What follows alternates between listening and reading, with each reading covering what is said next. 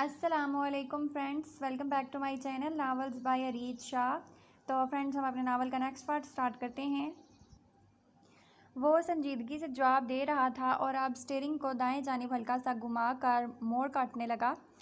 हाय, फिर क्या हुआ? विलादा का मुंह खुला का खुला रह गया। बच गया था और क्या होना है, वो कदरे हुफ्की से बोला। फिर गाड़ी में कुछ देर खामोशी रही जिसे विलादा ने ही तोड़ा। मुझे तो पानी से बहुत डर लगता है। बहुत मुश्किल से ट्रेनिंग के दौरान अपना डर छुपाया था मैंने। इसके बाद पर अरमान ने हैरानी से इसे देखा और फिर एक पुराना वाक़या याद करके ज़ख्मी सा मुस्कुराया। आर्मी ज्वाइन करने की कोई ख़ास वजह थी या शौक हो गया था आपको? आर्मी में जाने का शौक़ कभी नहीं होता, बस मकासद होते हैं। अगर शौक़ से जाओगे तो बाहर भी इतने ही शौक़ से निकाले जाओगे। इसकी बात की विलादा ने तायीद की। अच्छा, तो फिर आपका क्या मकसद था? और इस बात पर अरमान का दिल किया कि इसे खा जाए, और वह वाकई में गर्दन साइड पर घुमाकर इसे खा जाने वाली नज़र से देखने लगा। आप मेरा यहाँ पर इंटरव्यू ले रही हैं? और फिर इसने फ़ौरन गाड़ी रोक दी। विलादा को तो दिल तेज़ी से धड़कने लगा। आई एम सॉरी, आप कुछ भी नहीं पूछूंगी। आप प्लीज़ इतने अंधेरे में मुझे गाड़ी से बाहर ना निकालें, वो डरे सहमे लहजे में बोली। निकलना तो पड़ेगा। वो अब मुकम्मल संजीदगी इख्तियार करता हुआ विंड स्क्रीन से बाहर बने इस बड़े से घर को गौर से देखने लगा। नहीं प्लीज़, वो बदसतूर परेशानी से बोली। मोहतरमा, आपका घर आ गया है, वो इसे देखकर बोला तो जैसे वो अल्फाज सुनकर इसकी जान में जान आई। क्या? इसने झटके से अपने गर्दन मोड़ कर खिड़की से बाहर अपने घर को देखा। ओह, इसने एक गहरी सांस अंदर खींची। बातों से फुर्सत मिले तो ध्यान किसी दूसरी तरफ जाए ना, वो मुंह में हुफ्की से बड़बड़ाया। ओह शुक्रिया एसएसजी कमांडो साहब। ये कहकर वो बाहर निकल गई और भागती हुई अपने घर की बेल बजाने लगी। अरमान इसे ही देख रहा था। चंद लम्हों में चौकीदार ने दरवाज़ा खोल दिया, लेकिन वो अंदर जाने के बजाय वापस मुड़ी और हाथ के इशारे से इसे खुदाहफिज किया। अरमान ने अफसोस से नफ़ी में सर हिलाया। फिर वो किसी भी जवाबी अमल का इंतज़ार किए बिना अंदर चली गई। तुम्हें तो ठीक करना पड़ेगा। वो एक गहरी सांस लेकर इसके घर पर एक नज़र दौड़ाकर गाड़ी को मोड़ कर वापस ले गया। वो सुबह फजर के वक्त ही उठ गई थी। कोई और नमाज़ पढ़ती ना पढ़ती, लेकिन फजर की नमाज के बिना इसकी सुबह ना होती। आज जुमा का दिन था। अगर इसकी लेट ड्यूटी ना होती तो वो हमेशा फजर की नमाज घर के करीब ही बनी मस्जिद नूर में पढ़ती। कैंट में इसकी मनपसंद जगह, जिससे इसकी बचपन की यादें जुड़ी हुई थी। वो वज़ू करके सीधा मस्जिद चली गई। कुछ पल तो वो मस्जिद को हमेशा बाहर से तकलीफ से देखती थी। आंखों में कुछ तरीक मंजर नुमायाँ होने लग जाते। वो दरवाज़ा खोलकर मस्जिद के अंदर गई। सामने संगे मरमर का सफ़ेद चमकता हुआ बरामदा था। मस्जिद के ऊपर लगे बड़े से गुंबद का रंग सफ़ेद था, बल्कि सारी ही मस्जिद सफ़ेद रंग अपने ऊपर ओढ़े हुए थी। जिसके बिल्कुल सामने जीने पार करके वो दो बड़ी सी राहदारें आती थी।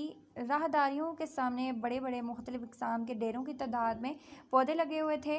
इस वक्त वो गुलाबी रंग की शलवार कमीज़ में मलबूस थी। मस्जिदों से अजानों की ऊंची ऊंची आवाज़ें आ रही थी जो इसको दिली सुकून देती थी।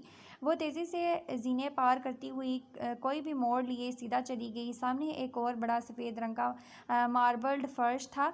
वो नंगे पैर इस संगमरमर के फर्श पर चलती हुई औरतों की साइड पर आ गई।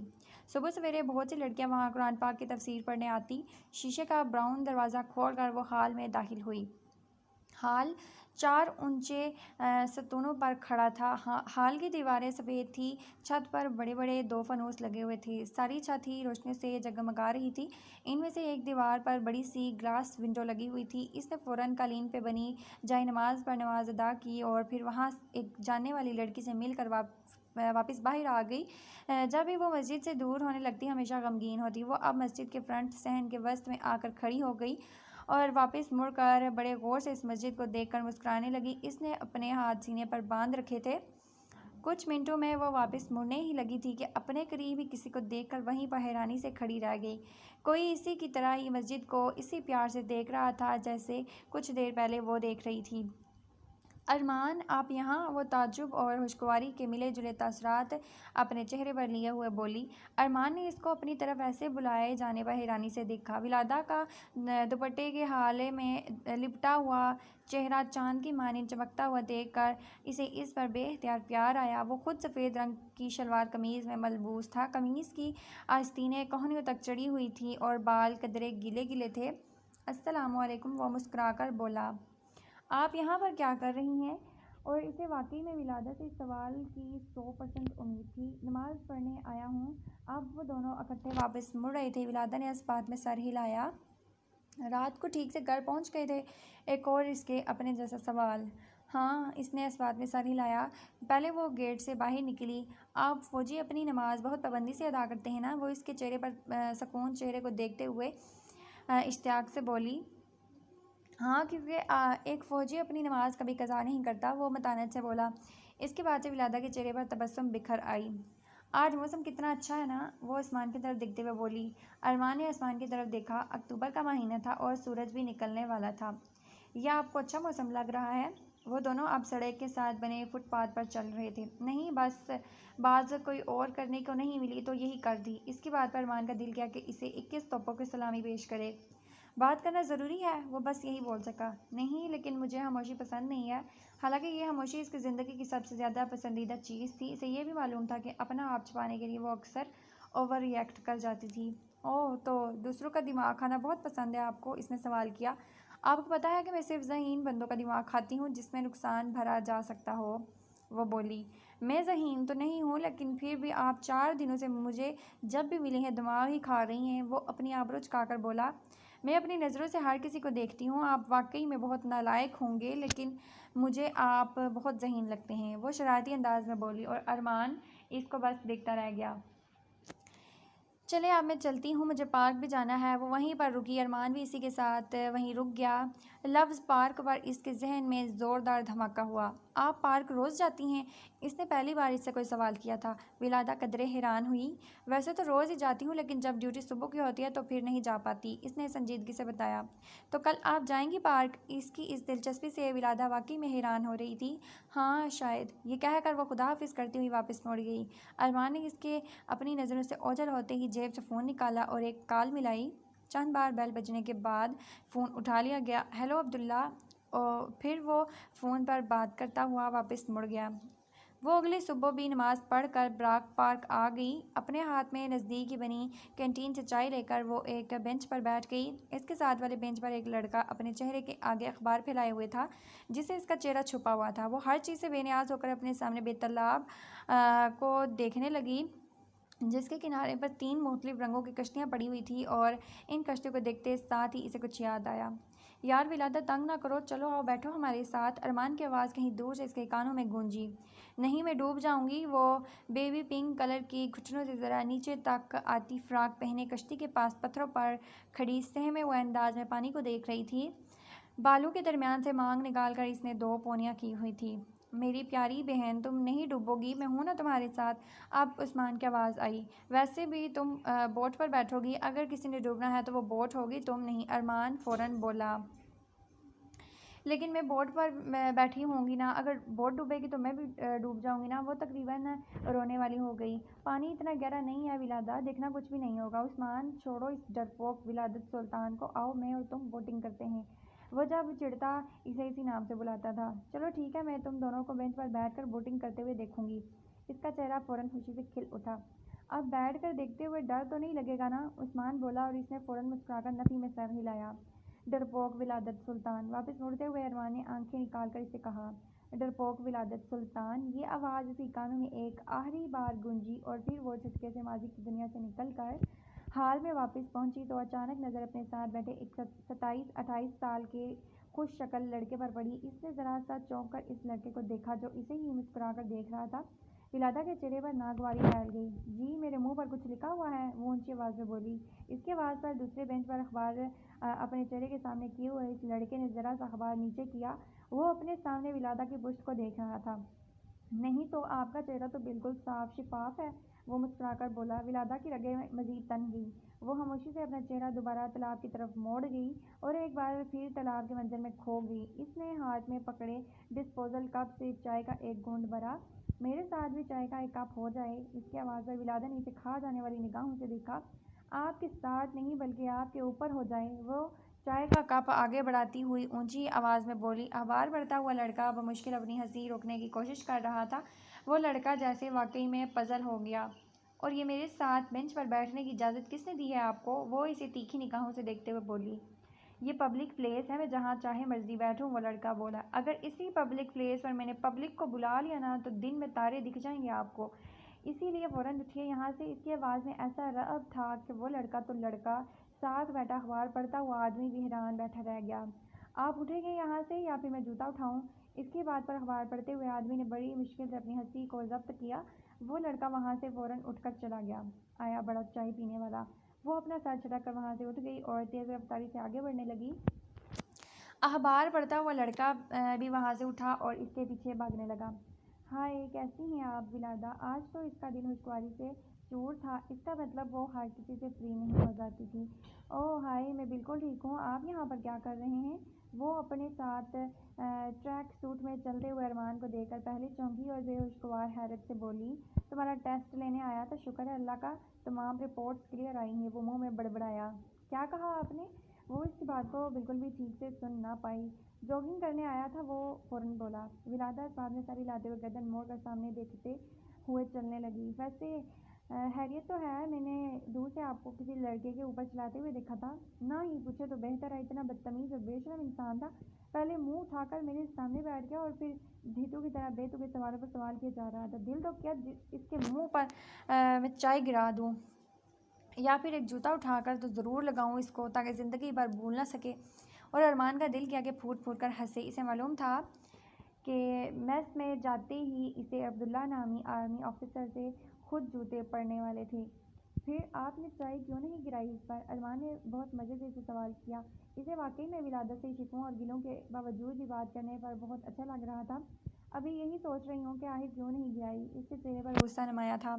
शुक्र है बेचारे अब्दुल्ला की बचत हो गई। वो दिल ही दिल में शुक्र का कलमा पढ़ रहा था।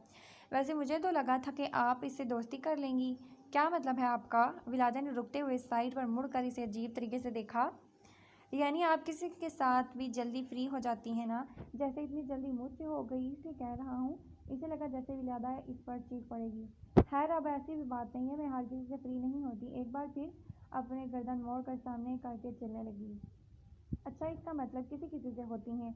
वो टॉपिक को फ़ौरन से पहले कोई और मोड़ देना चाहता था। जी नहीं, बस अपने दोस्तों के दोस्तों से थोड़ा सा गुल मिल जाती हूँ। वो अपनी आंखें स्केयर कर इसे देखते हुए बोली। चलें छोड़ें इस टॉपिक को, आप मुझे कुछ अपने बारे में बताएं। आपकी फैमिली कहाँ होती है? और ये सवाल करते ही इसके दिल को ठेस पहुंची थी। फैमिली कितना अनजान सा लफ्ज़ हो गया था ना ये इसके लिए। इसने दिल में अफसरदगी से सोचा और फिर अपने साथ चलते हुए अरमान को देखा। लाहौर में होती है मेरी फैमिली। से मजबूरन झूठ बोलना पड़ा, क्योंकि अगर वो इसे सच बता देता तो शायद वो इसे जान जाती।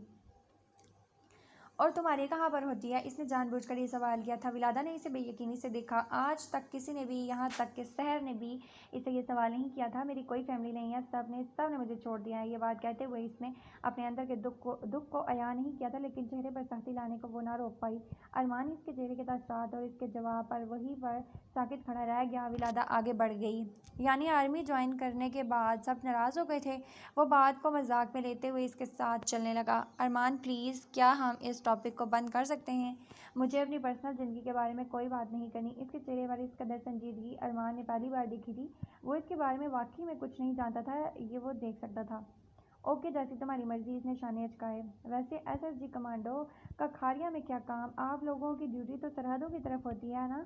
वो मुस्कुराते हुए बोली। अरमान ने नफी में सर हिलाया। नहीं ज़रूरी तो नहीं है, हमारी तो किसी भी शहर पोस्टिंग हो जाती है। हाँ लेकिन इन 2 सालों में शायद मुझे कहीं और भी जाना पड़े, कुछ कहा नहीं जा सकता। वो इसे ये बात तफसील से इसलिए बता रहा था कि विलादा पिछली बात को भूल जाए। वो इसके संजीदा चेहरे को सोचकर अभी भी हैरान था।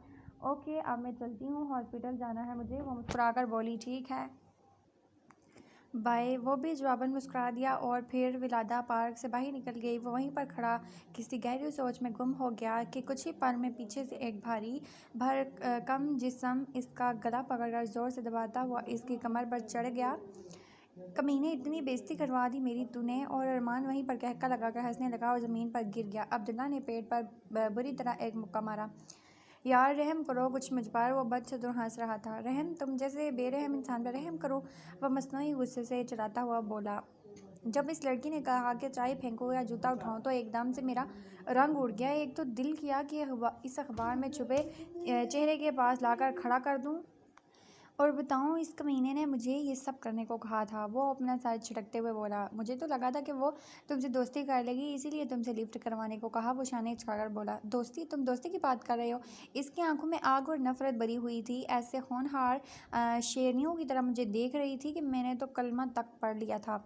तो अच्छी बात है ना, लड़कियों को ऐसे ही निडर और बाकिरदार होना चाहिए ताकि कोई भी लड़का इनके गिर्द भटकने से पहले 100 बार सोचा करे। वो मुस्कुराकर बोला, चलो अब इसकी विलादा के बारे में ये टेंशन तो ख़त्म हुई ना कि कुछ तो था जो इसे विलादा में मस्बत नज़र आया था। वो आज तकरीबन 1 हफ्ते के बाद फारिग होकर घर बैठी थी। पूरे 7 दिनों में वो सिर्फ 2 या 3 घंटों के लिए ही घर आ सकती थी। अब वो लाउंज में सोफे पर ही लेटी बड़ी गहरी सोच में खोई हुई थी, जैसा कि अक्सर खो जाती थी जब इसके घर की बेल बजी। अभी घर में कोई भी नहीं था। आपा घर के करीब ही बनी कोठी में इनके बुलाने पर गई थी। रिदा और लीना कुछ देर पहले ही मार्केट गई थी। इसने हैरानी से वॉल क्लॉक की तरफ देखा जिस पर शाम के 5 बज रहे थे। अभी ही तो गई थी मार्केट, इतनी जल्दी आ भी गई हैं। वो ये सोचकर शाने चकाते हुए सोफे पर से उठ गई और पैरों में चप्पल पहनकर मेन डोर तक गई। इसने दरवाज़ा खोला तो सामने सहर खड़ी थी, जो इसके दरवाज़ा खुलते ही खुशदिली और पुरजोश से इसके साथ लग गई। ओह, क्या हो गया? वो भी इसे ज़ोर से अपने साथ लगाती हुई बोली। बाहर मौसम बहुत खुशगवार था, धूप का नामो निशान भी नहीं था और हवा भी कदरे तेज़ी से चल रही थी। विलादा, मेरी शादी हो रही है। वो वहीं पर दरवाजे के पास खड़ी खड़ी बोली।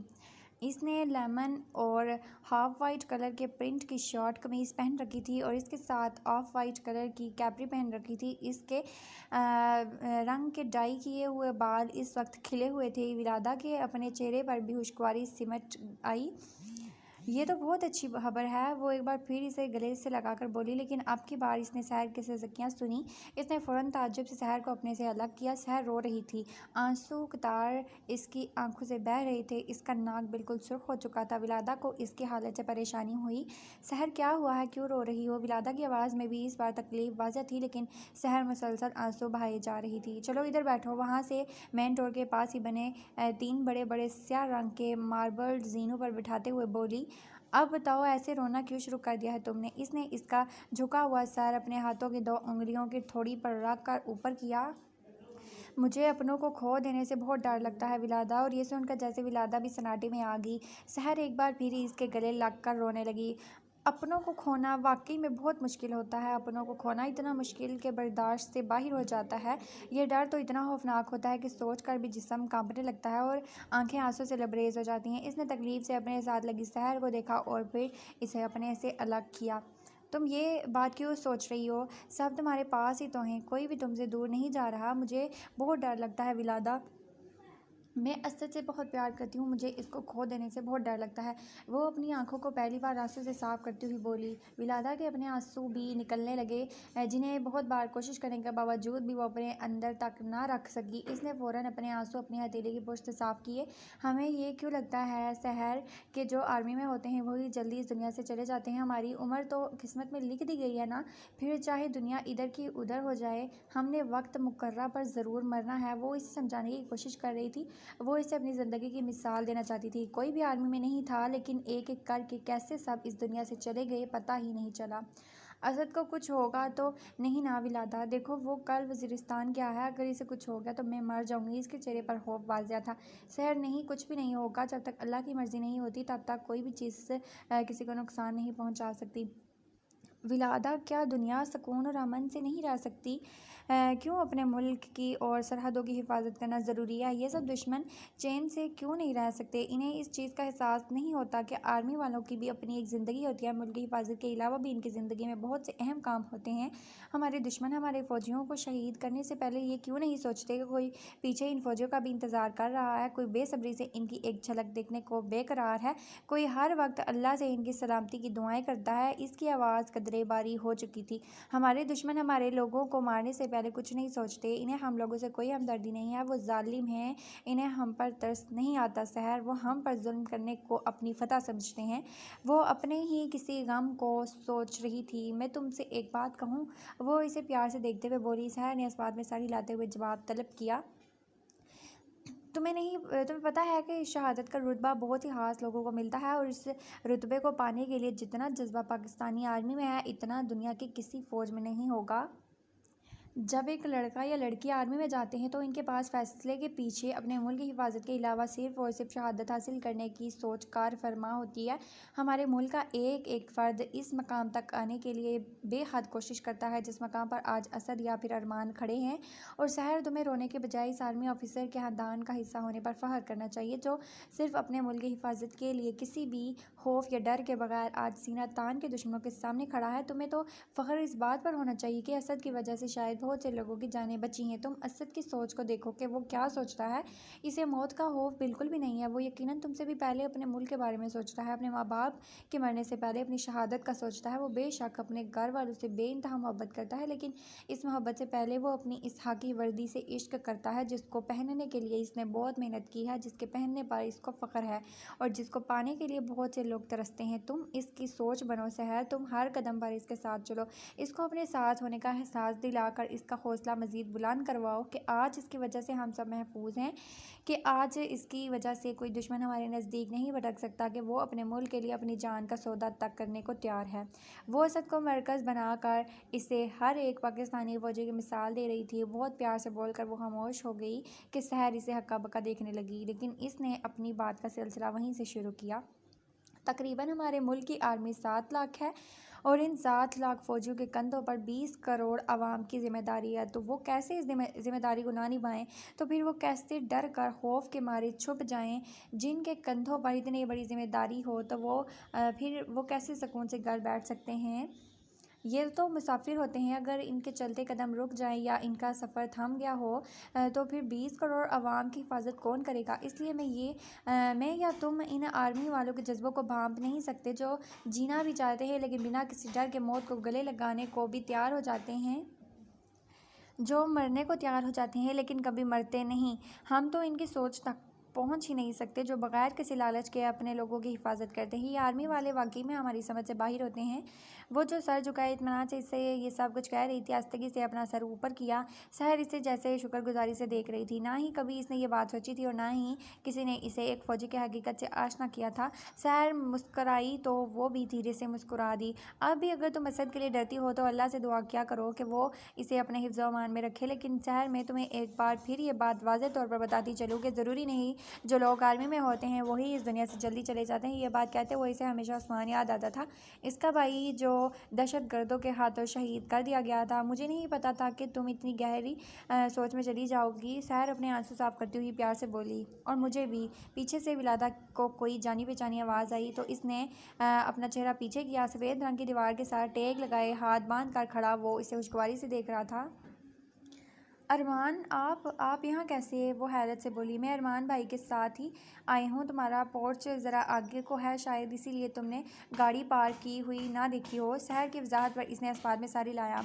अच्छा, अब अगर आप दोनों का आर्मी नामा ख़त्म हो गया हो तो एक कप कॉफ़ी पिला देंगी? वो मासूमाना अंदाज में बोला तो विलादा ने झट से इस बात में सर हिलाया। अच्छा, तो आप हम लोगों की छुप छुप कर बातें सुन रहे थे? सहर फ़ौरन बोली। बिल्कुल भी नहीं, मैं तो आप दोनों के बिल्कुल पीछे खड़ा था। अगर आप ज़रा पीछे मुड़ते तो मैं बिल्कुल सामने होता। वो शाने झुकाकर बोला। फिर विलादा खड़ी हो गई। सहर भी इसी के साथ ही खड़ी हो गई। आप दोनों किचन में ही चलें, वहीं पर बैठकर कॉफ़ी पीते हैं। वैसे भी आज मौसम बहुत खूबसूरत है, किचन से बाहर का सारा मंजर नज़र आता है। वो मुस्कुराकर आसमान की तरफ देखते हुए बोली जहाँ कदरे अंधेरा छाया हुआ था। फिर एक जीना चढ़कर मेन डोर से अंदर की तरफ बढ़ गई। वो दोनों भी इसी के साथ अंदर चल दिए। तुमसे एक बात पूछूं? सहर मुस्कुराकर बोली। इन तीनों के एकदम किचन की तरफ बढ़ रहे थे। हाँ पूछो। विलादा राहदारी की तरफ बढ़ी। तुम्हारी फैमिली में कोई शहीद हुआ था? यानी तुम आर्मी की फैमिली से बिलोंग करती हो? इसकी बात पर किचन के जालीदार दरवाजे के हैंडल पर हाथ रखती हुई विलादा कुछ लम्हे के लिए रुकी और फिर पीछे मुड़कर सहर के बजाय अरमान को देखा जो इसी के जवाब का मुंतज़िर था, जिसके चेहरे पर जवाब पाने के लिए ज़्यादा बेसब्र था। नहीं, मेरी फैमिली में मेरे अलावा कोई भी आर्मी में नहीं है। इसने अरमान पर से निगाहें हटाकर सहर को मुस्कुराते हुए देखा। तुम्हारी फैमिली कहाँ पर होती है और तुम लोग कितने बहन भाई हो? वो जिस सवाल से हमेशा भागती थी आज उसी सवाल को इसके सामने बार बार दोहराया जा रहा था। इसकी निगाह एक बार फिर मान पर गई जिसने कुछ हफ्ते पहले ही इसे सवाल किया था। मेरी फैमिली सियालकोट होती है और मेरा कोई भी बहन भाई नहीं है। मैं अपने माँ बाप की इकलौती ही बेटी हूँ। ये कहते हुए इसे जिस कदर तकलीफ़ हुई थी, कोई महसूस करता तो रो पड़ता। वो किसी को भी नहीं बता सकती थी कि वो लावारिस थी। इसका इस दुनिया में कोई भी नहीं है। वो अपनों को खो चुकी है। इसे एक डर ये भी था कि कोई इसे इस दुनिया में तनहा जानकर नाजायज़ फ़ायदा ना उठा ले। दूसरी तरफ अरमान का चेहरा गुस्से से सुर्ख लाल हो गया। वो ये बात समझने से कासिर था कि वो अपना आप सबसे क्यों छुपा रही थी। वो जितना इसकी तरफ खींचा चला आता, इतना ही वो अपनी बातों से इसे दूर कर देती। विलादा ने कांपते हुए हाथों से हैंडल पर हाथ रखा और दरवाज़ा खोल दिया। किचन में दाखिल होते ही वो सीधा फ्रिज की तरफ बढ़ी। करीब ही शीशे का गोल मेज़ पड़ा था, जिसके गिर्द 4 कुर्सियाँ लगी हुई थी। मेज़ के पीछे एक बड़ी सी जालीदार खिड़की लगी हुई थी, जिसमें से घर की पिछली तरफ पर बने लॉन का मंजर नज़र आ रहा था। सहर और अरमान कुर्सी खींच कर बैठ गए और इर्द गिर्द की बातें करने लगे। फिर सहर इन दोनों को अपने बचपन की बातें बताने लगी। विलादा इन दोनों की बातों पर मुस्कुराती रही। इसने कॉफ़ी के कप इन दोनों के सामने रखे और खुद भी अपना कप लेकर इनके साथ कुर्सी पर बैठ गई। विलादा, तुम भी अपने बचपन की कोई बात बताओ ना, कब से मैं बोल रही हूँ। सहर मुस्कुराते हुए इससे पूछने लगी और इसका चेहरा जैसे बुझ गया। मेरी तरह का खूबसूरत बचपन तो किसी ने जिया ही नहीं होगा। वो दिल ही दिल में अफसरदगी से बोली और फिर अपने चेहरे पर मसनूई मुस्कुराहट लाते हुए इन्हें देखा। मेरा बचपन इतना खास नहीं था। वो दिन मेरी ज़िंदगी के ख़राब तरीन दिन थे, जब कोई भी साथ नहीं था, ना ही कोई दोस्त और ना ही कोई बहन भाई वगैरह। सो मेरे बचपन के बारे में ना ही पूछो तो बेहतर है। वो मुस्कुराते हुए बोली तो सहर ने अपने शाने अचकाए। अरमान बस इसे हैरानी से देखता रह गया। विलादा ने कॉफ़ी का गर्म घूंट भरते हुए अरमान को देखा, जो इसे ही हैरानी से देख रहा था। अब की बार इसे अरमान की अपने जानिब बार बार ऐसे देखने से उलझन हो रही थी।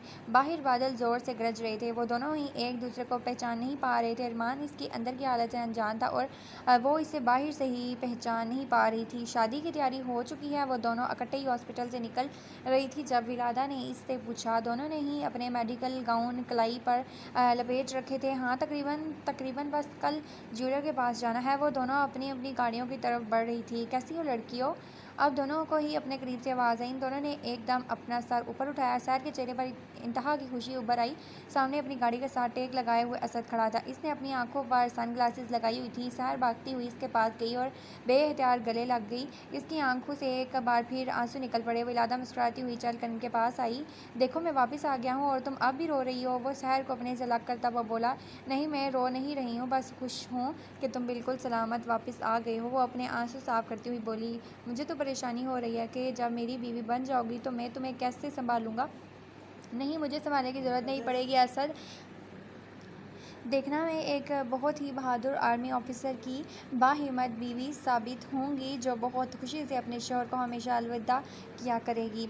ये मेरी होने वाली बीवी को अचानक अक्ल कैसे आ गई? असद हैरान हुआ। अक्ल देने वाली आपके सामने ही खड़ी है। सैर ने विलादा की तरफ इशारा किया।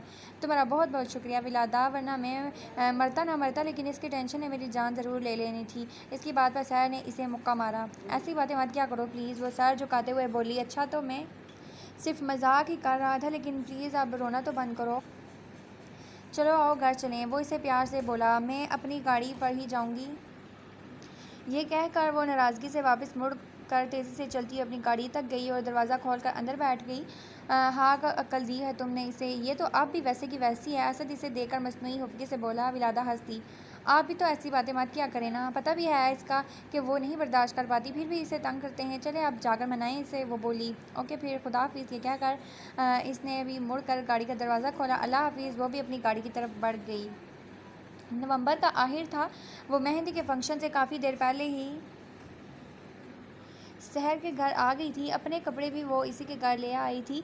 सहर से मिलकर वो सीधा हारून साहब के घर पहुंच गई, जहां मामूल से ज़्यादा रश था। वो लोगों के दरमियान में से रास्ता निकालती हुई लाउंज पे पहुंची, जहां पर दूर से ही इसे राहदारी के पास खड़ा अरमान दिखाई दिया, जो अपने किसी हम उम्र लड़के से बात करने में मसरूफ़ था। अरमान ने स्याह रंग की शलवार कमीज़ पहन रखी थी। इसने इसकी निगाह अपने ऊपर महसूस करके इसे देखा।